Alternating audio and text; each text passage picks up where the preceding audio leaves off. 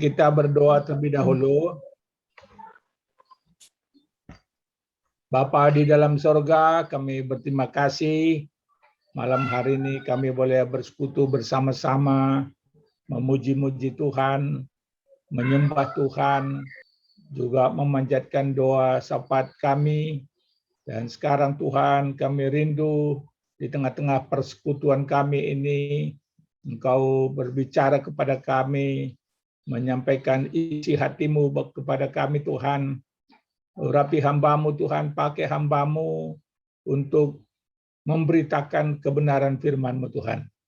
Dan bukakan hati kami semua, supaya hati kami bagaikan tanah yang subur, yang siap ditanami dengan firman Tuhan. Dan firman Tuhan itu akan bertumbuh, berbuah 60 kali lipat, 100 kali lipat Tuhan.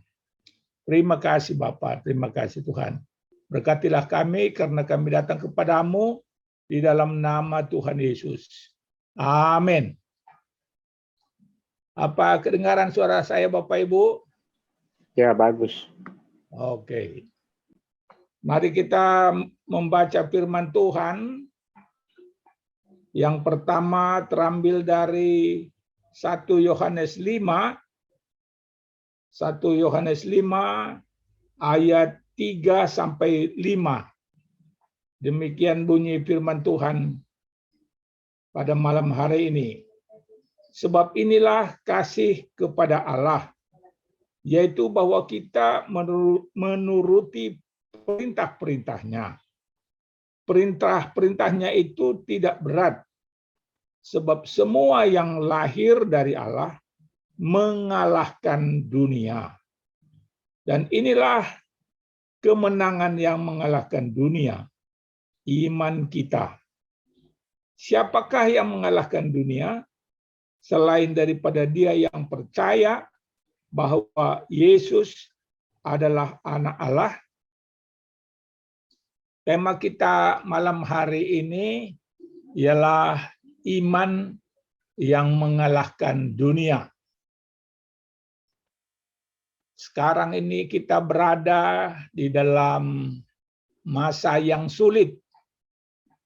Ya, bukan hanya bangsa Indonesia, bangsa yang kita kasihi, tetapi hampir seluruh dunia mengalami tantangan yang sama menghadapi COVID-19 yang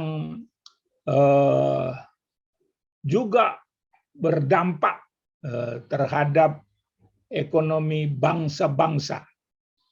Ya, COVID-19 yang membatasi ruang gerak kita.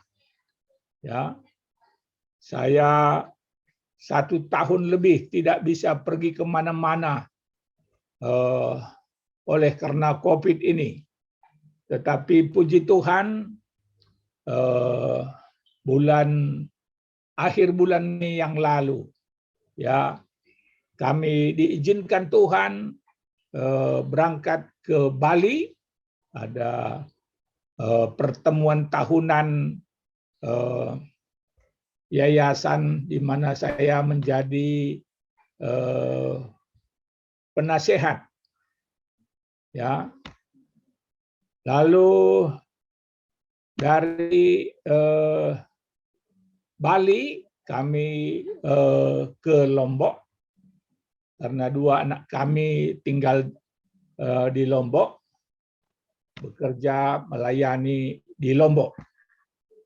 Jadi kami sudah lebih 2 bulan ini berada di Lombok dan di Bali. Ya, setelah beberapa waktu di Lombok, kami kembali lagi ke Bali karena ada kursus Kairos di STII Bali. Ya, kami mengadakan kursus Kairos di STI Bali. Ya, kemudian kami kembali lagi ke Lombok. Ya, kami masih akan ada di sini sampai paling tidak akhir bulan ini. karena ada rencana anak kami yang ketiga akan menikah di Kupang, ya, namanya Filipus Tarigan, ya. Jadi rencana kami akan, kalau Tuhan menghendaki, akan pergi ke Kupang, ya, setelah kalau COVID ini turun, PPKM dicabut, kami bisa pergi ke Kupang, ya, dan rencana dari situ akan kembali ke Sumatera Utara, karena sebenarnya kami tinggal di Sumatera Utara. Nah, jadi kita melihat pentingnya hidup beriman, ya, hidup beriman. Pentingnya iman kita kuat menghadapi tantangan-tantangan yang ada. Sekarang banyak orang kehilangan pekerjaan, tidak ada pekerjaan, ya. Banyak orang jadi kekurangan, menghadapi kekurangan dalam kehidupannya. Sementara kebutuhan makin banyak, tetapi pemasukan berkurang, terjadi kekurangan di sana sini, ya. Banyak orang kehilangan pekerjaannya. Nah, di dalam situasi seperti ini kita perlu mempunyai iman yang kuat, ya. Salah satu contoh, kita lihat bagaimana seorang ibu mempunyai iman yang kuat. Kita baca di dalam Matius 15 ayat 21 sampai dengan 28. Demikian bunyi firman Tuhan. Perempuan Kanaan yang percaya. Lalu Yesus pergi dari situ dan menyingkir ke daerah Tirus dan Sidon. Maka datanglah seorang perempuan Kanaan dari daerah itu dan berseru, "Kasihanilah aku, ya Tuhan, anak Daud, karena anakku perempuan kerasukan setan dan sangat menderita." Tetapi Yesus sama sekali tidak menjawabnya. Lalu murid-muridnya datang dan meminta kepadanya, "Suruhlah ia pergi, ia mengikuti kita," dengan berteriak-teriak. Jawab Yesus, "Aku diutus hanya kepada domba-domba yang hilang dari umat Israel." Tetapi perempuan itu mendekat dan menyembah Dia sambil berkata, "Tuhan, tolonglah aku." Tetapi Yesus menjawab, "Tidak patut mengambil roti yang disediakan bagi anak-anak dan melemparkannya kepada anjing." Kata perempuan itu, "Benar Tuhan, namun anjing itu makan remah-remah yang jatuh dari meja tuannya." Maka Yesus menjawab dan berkata kepadanya, "Hai ibu, besar imanmu, maka jadilah kepadamu seperti yang kau kehendaki." Dan seketika itu juga anaknya sembuh. Luar biasa, ya.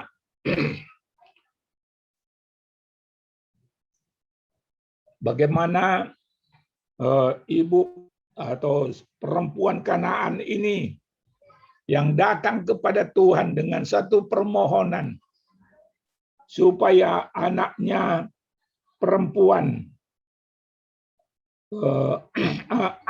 anak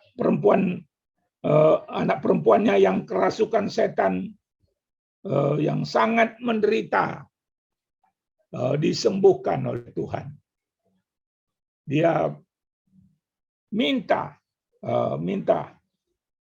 Tuhan, kasihanilah aku, ya Tuhan, anak Daud, karena anakku perempuan kerasukan setan dan sangat menderita. Nah, belum. Udah.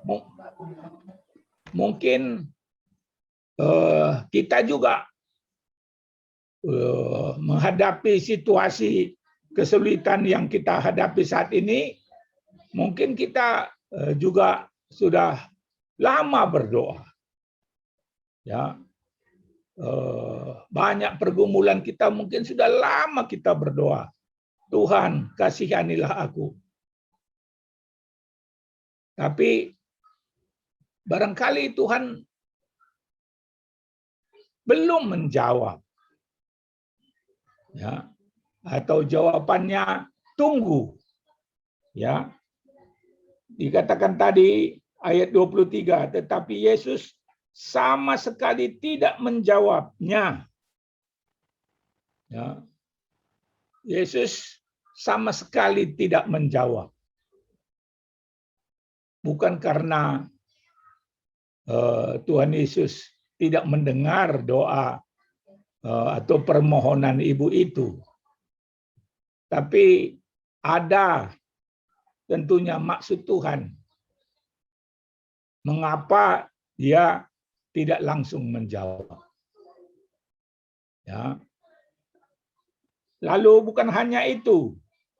Murid-murid Tuhan Yesus menyuruh supaya Tuhan Yesus menyuruh orang itu pergi. Karena dia sepertinya mengganggu. Karena dia berteriak-teriak, dikatakan ayat 23.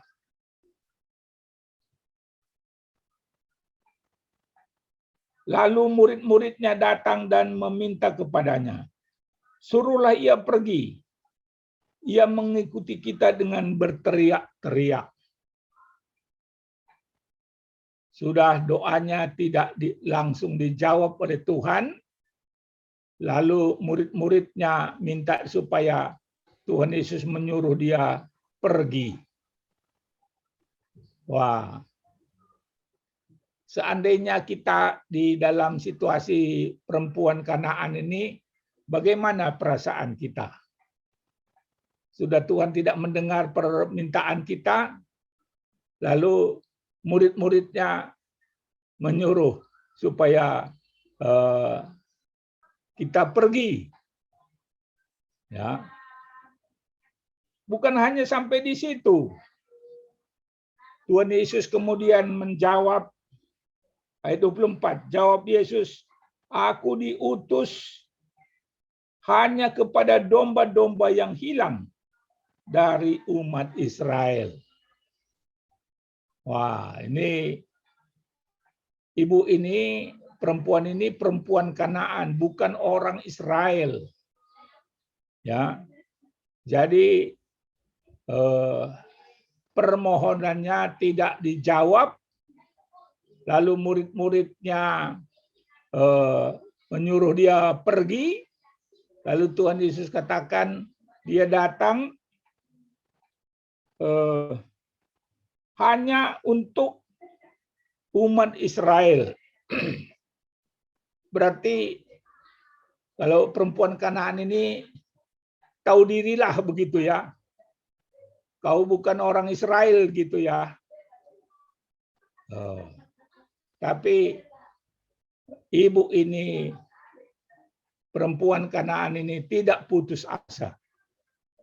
Tidak putus asa. Walaupun doanya tidak segera dijawab. Walaupun dia disuruh pergi. Walaupun Tuhan Yesus katakan dia datang bukan untuk orang Kanaan, tapi hanya untuk orang Israel. Tapi ibu ini tidak putus asa. Ya. Di dalam ayat 25 dikatakan, tetapi perempuan itu mendekat dan menyembah dia sambil berkata, Tuhan, tolonglah aku. Ya. Jadi Bapak Ibu, walaupun doa-doa kita belum dijawab oleh Tuhan. Belum dijawab oleh Tuhan. Mari kita tidak putus asa.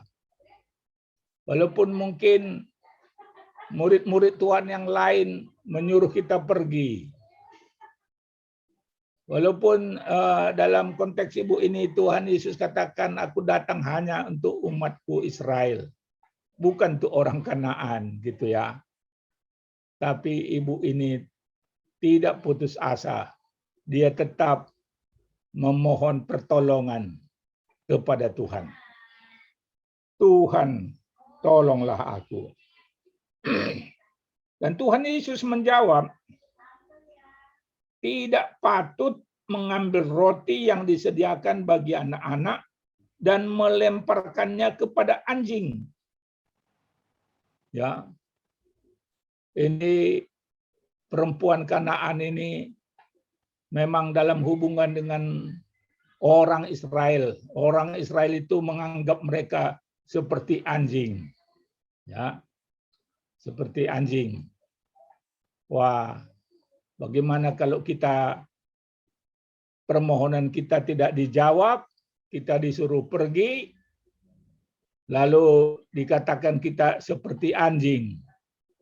Wah, mungkin kita tersinggung sudah ya. Tersinggung sudah. Tapi perempuan Kanaan ini tidak tersinggung. Dia tetap meminta.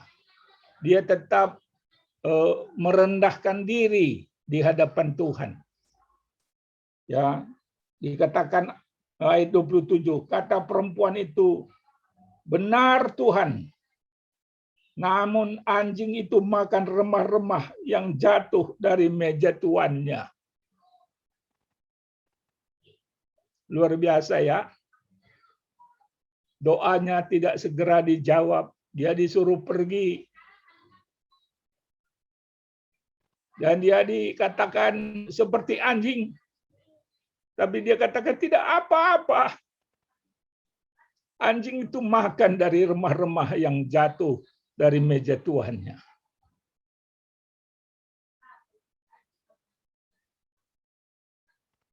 Maka Yesus menjawab dan berkata kepadanya, hai ibu, besar imanmu, maka jadilah kepadamu seperti yang kau kehendaki.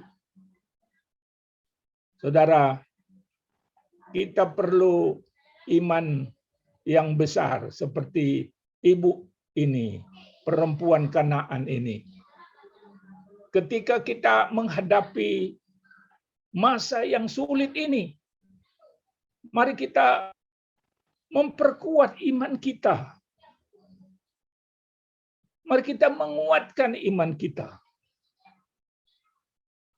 Iman adalah yang mengalahkan dunia ini, dikatakan tadi 1 Yohanes 5 ayat 4 dan 5 tadi.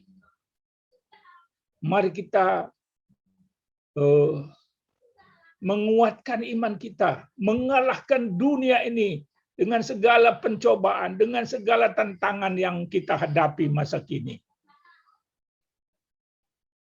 Kami pernah, waktu kami melayani di Filipina, 6 bulan berturut-turut kami tidak menerima allowance atau ya gaji atau berkat Tuhan yang dikhususkan ya untuk kami. Bukan tidak dikirim dari Batu Malang. Tapi bukan sampai ke Filipina, tapi uang itu ya ngelencer ke Amerika, ke New York. 6 bulan berturut-turut. Wah, kalau di Indonesia bisalah kami pergi kepada keluarga, kepada teman-teman gitu ya, minta tolong. Ini kami berada di luar negeri. Anak kami 4 orang, tambah anak angkat 5 orang, tambah pembantu dengan 2 anaknya. Jadi 5, 8, kami 10 orang di rumah.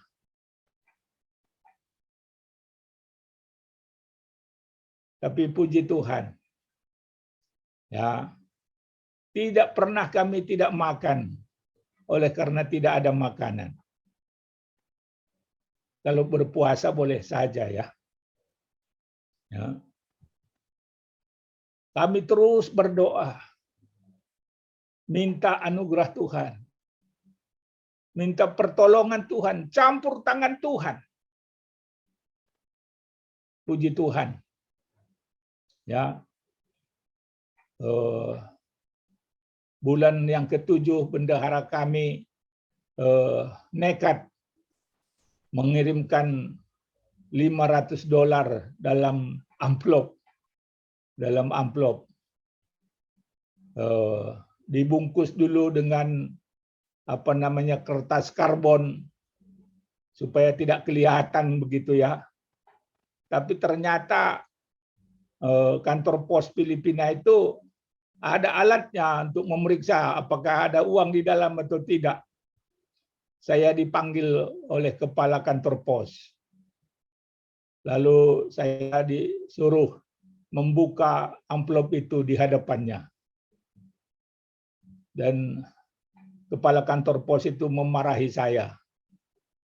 Dia bilang, tidak boleh berbuat demikian lagi. Seandainya uang ini hilang, kami tidak bertanggung jawab, katanya. Saya menjelaskan kepada kepala kantor pos itu, Pak, ini tindakan darurat oleh bendahara kami. Sudah 6 bulan, Pak, kami tidak dapat kiriman allowance. Ya, akhirnya saya diizinkan pulang membawa berkat Tuhan itu. Puji Tuhan. Kalau kita punya iman yang kuat, seperti ibu ini tadi, kita boleh mengalahkan pencobaan-pencobaan yang kita alami di dunia ini. Tantangan-tantangan yang kita hadapi. Pernah tahun 1998 ya, waktu krisis ekonomi melanda dunia juga, atau paling tidak Asia waktu itu. $1 di pasar gelap sampai 20.000. Ya. Juga kami tidak dapat kiriman allowance kami. Anak-anak kami minta, Pak, Mama, kami tidak bisa ikut ujian kalau kami tidak membayar uang sekolah kami. Kami menangis di hadapan Tuhan. Tuhan, tolonglah Tuhan. Jangan biarkan anak-anak kami ini menderita. Tidak boleh ikut ujian karena tidak membayar uang sekolah. Tuhan, campur tanganlah Tuhan. Tolonglah Tuhan. Curahkanlah berkat-Mu Tuhan. Tuhan akhirnya menjawab. Ada seorang seperti orang tua angkat kami, orang tua rohani kami, membuat surat doa di Amerika. Dia katakan banyak misionaris yang pulang karena krisis ekonomi ini. Tapi doakanlah keluarga Tarigan tetap mau melayani di Filipina. Walaupun ada krisis moneter ini, krisis ekonomi ini. Lalu surat doanya itu sampai kepada bekas tetangga kami dulu di Filipina. 4 tahun lalu kami tinggal berdekatan, satu rumah dapat dikatakan. Kami di lantai 2, dia di lantai 1. Dia sudah pulang ke Amerika 4 tahun sebelumnya. Lalu dia membaca surat doa orang tua rohani kami itu. Dia ingat kami. Dan dia kirim ke gereja di mana kami beribadah. Tolong berikan ini kepada keluarga Tarigan. Ya, berapa jumlahnya? Persis seperti yang dibutuhkan oleh anak-anak kami untuk membayar uang sekolah mereka, supaya mereka bisa ikut ujian. Bapak, Ibu, Saudara yang kekasih di dalam Tuhan, mari kita memperkuat iman percaya kita kepada Tuhan. Iman percaya yang mengalahkan dunia ini. Ya, kita bersyukur bahwa Tuhan Yesus sudah menang di atas kayu salib. Tuhan Yesus sudah menang atas iblis. Dia sudah menang atas dosa. Dia sudah menang atas maut. Ya, dan kalau kita beriman kepadanya, kalau kita percaya kepadanya, maka iman kita itu mengalahkan dunia ini dengan segala tantangan yang ada di dalamnya. Mari kita memperkuat iman kita. Ambillah waktu terus-menerus membaca firman Tuhan, mengklaim janji Tuhan.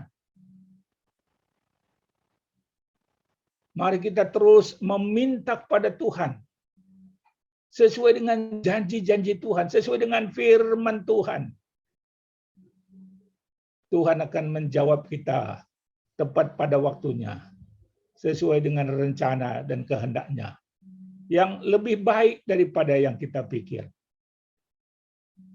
Di dalam Efesus itu dikatakan, Tuhan menjawab lebih daripada yang kita minta, lebih daripada yang kita pikirkan, sesuai dengan rencana dan kehendaknya. Mari kita menghadapi segala tantangan di tengah-tengah dunia ini dengan iman percaya kepada Tuhan. Iman yang mengalahkan dunia ini. Kita berdoa. Bapa di dalam surga, terima kasih atas bagian firman Tuhan yang boleh kami baca dan renungkan. Terima kasih Tuhan, Engkau memberikan kepada kami iman. Iman yang mengalahkan dunia ini. Tuhan, di tengah-tengah tantangan ekonomi, tantangan COVID-19 ini, kami memerlukan iman yang kuat, seperti iman perempuan Kanaan dalam Matius 5:15 yang kami baca tadi Tuhan. Kuatkanlah iman kami Tuhan. Tolong kami boleh bertumbuh di dalam iman percaya kami. Tuhan, Engkau berkata, kalau kami meminta dengan iman dan tidak bimbang, maka Tuhan akan memberikan apa yang kami minta kepadamu.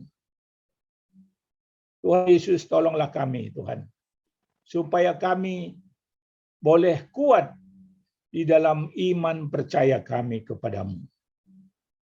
Tolong kami, Tuhan, terus berdoa sampai Tuhan menjawab. Tolong kami percaya akan kasih Tuhan, akan janji Tuhan bagi kami, akan pemeliharaan Tuhan bagi kami. Engkaulah Tuhan kami, Engkaulah gembala kami yang baik. Engkau yang akan mencukupkan segala keperluan kami, Tuhan. Terima kasih Bapa. Berkatilah kami. Jawablah doa kami, Tuhan. Doa-doa yang sudah lama kami panjatkan kepadamu. Yang belum Tuhan jawab. Tuhan jawablah Tuhan. Lebih daripada yang kami minta, lebih daripada yang kami pikirkan Tuhan. Terima kasih Bapa, terima kasih. Dalam nama Tuhan Yesus, kami berdoa dan bersyukur padamu. Amin. Saya serahkan kembali kepada yang memimpin acara kita.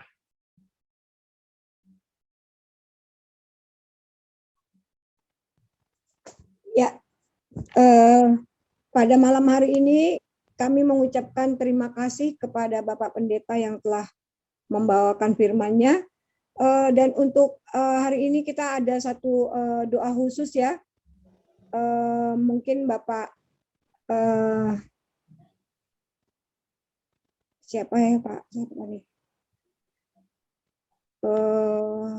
Masih ada nggak ya beliau?